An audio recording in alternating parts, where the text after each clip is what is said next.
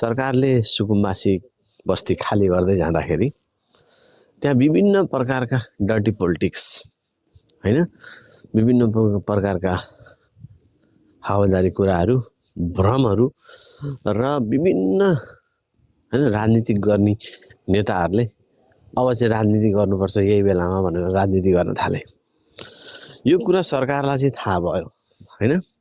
अब यस्तो हुन लाग्यो, यहाँ चाहिँ राजनीति गर्नेले चाहिँ अब यही मौका हो भनेर फाइदा उठाउने भए, राजनीति गर्ने भए भनेर होला सायद। आज सरकारको तर्फबाट र हाम्रो पीएम को तर्फबाट, प्रधानमन्त्री सम्माननीय प्रधानमन्त्रीज्यूको तर्फबाट एउटा स्ट्याटस आएको छ। यो स्ट्याटस हेर्नु होला, पढ्नु होला, सायद पढिसक्नु भयो होला। थाहा नभएका व्यक्तिहरूलाई शेयर गर्न नभुल्नु होला। सरकारको जिम्मेवार र सरकारले गर्नुपर्ने भन्नुपर्ने कुराहरू स्पष्ट रूपमा भनिएको छ त्यहाँ। त्यो एकदमै सम्मानजनक छ। त्यो कुराहरू हामीले सम्मान गर्नुपर्छ।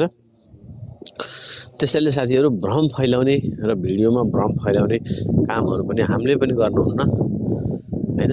जे हो त सत्य तथ्य त्यो बोल्नुपर्छ।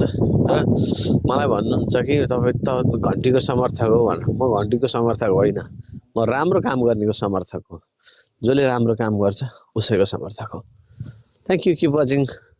हजुरको दिन शुभ रहोस्।